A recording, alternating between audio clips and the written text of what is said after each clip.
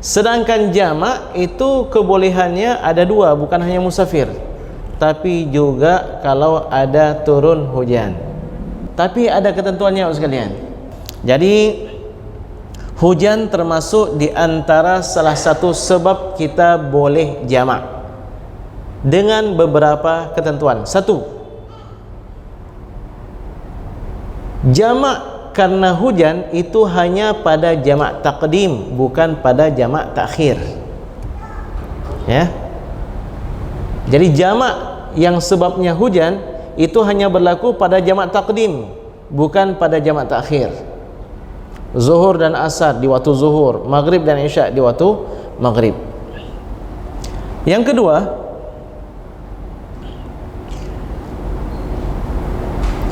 disyaratkan hujan tersebut hujan yang membasahi pakaian kita. Maksudnya bukan embun, ya, bukan gerimis halus, tapi hujan yang membasahi pakaian kita, pakaian bahu maksudnya di atas, ataupun sandal kita. Tidak disyaratkan hujannya harus deras sekali, nggak disyaratkan. Yang penting basah baju kita.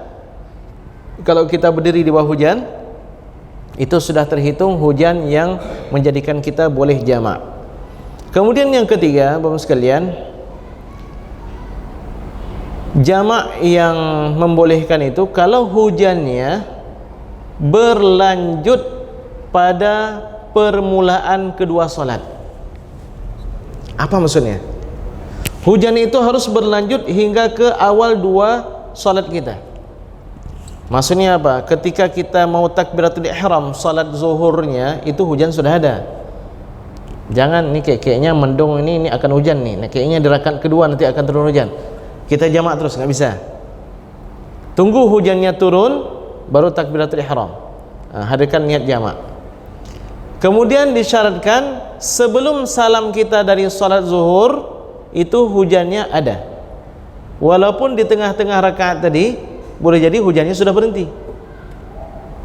Yang ketiga, ketika takbiratul ihram salat yang kedua hujannya masih turun, walaupun tidak berlanjut ke rakaat kedua, tiga ataupun keempat.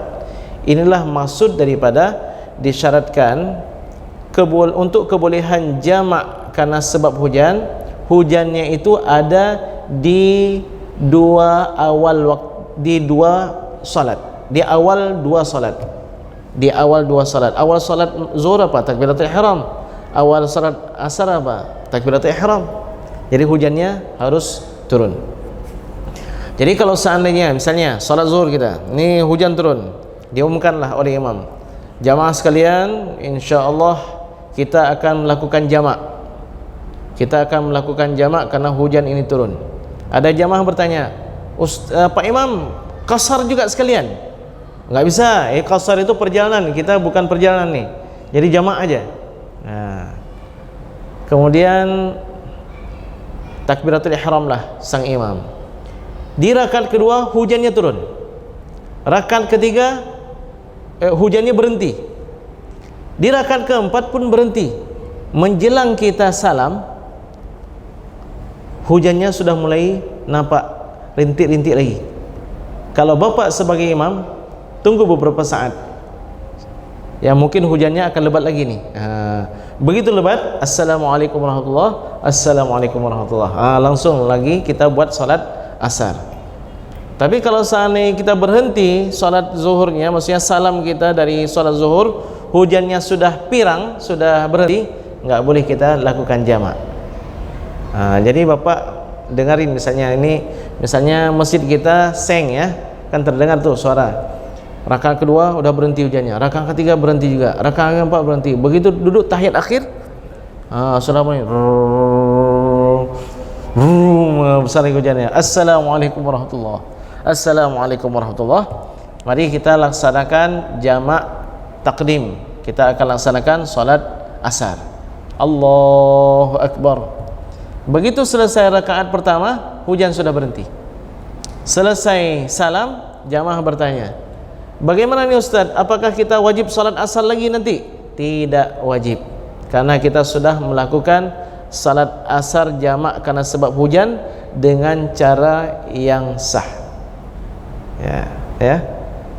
Jadi Bapak harus faham juga ini. Nanti imamnya entah siapa berdiri gitu kan, nggak belajar, dia belajarnya setengah-setengah, dengarnya hanya sedikit-sedikit.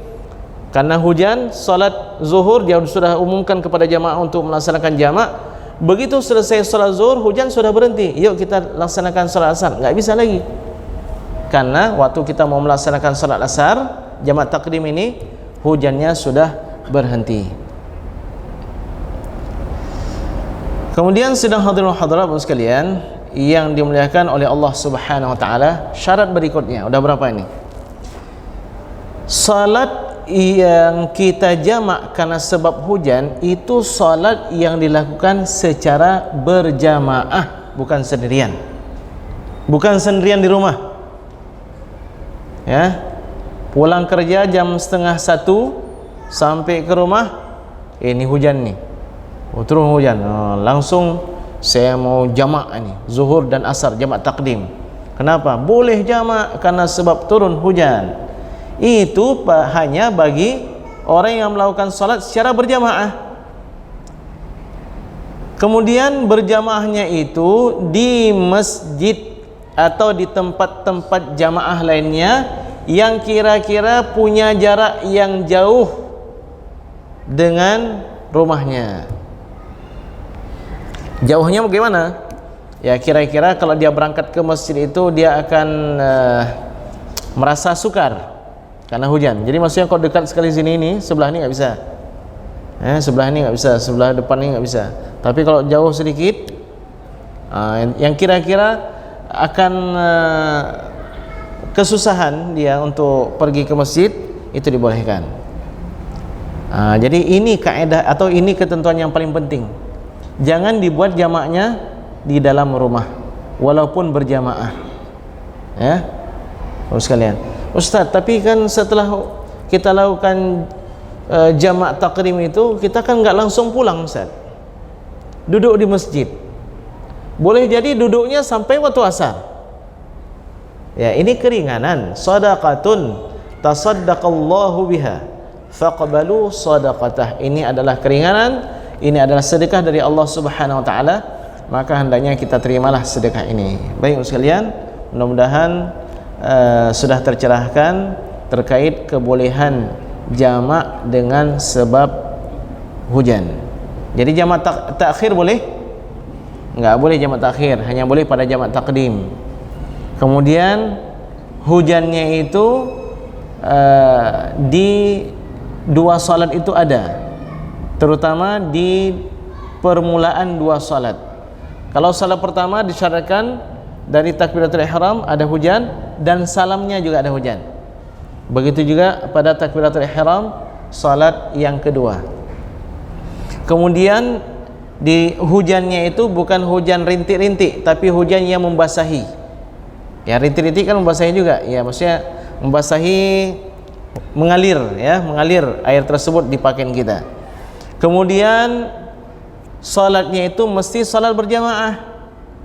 Kemudian tempatnya itu di tempat jamaah yang terbuka. Maksudnya orang-orang boleh datang ke situ seperti masjid, musalla, langgar, surau dan seterusnya. Kemudian disyaratkan ada jarak tempat berkumpul salat berjamaah itu dengan rumahnya yang kira-kira orang merasa kesulitan untuk mudah kembali lagi ke masjid tersebut. Baik, mudah-mudahan bermanfaat. Mari kita ambil manfaat dari ilmu beliau.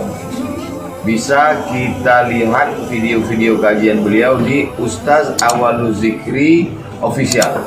Subscribe, like, and share, komen. Manfaatkan ilmu ini, mudah-mudahan amal kita sesuai dengan tuntunan Rasulullah SAW.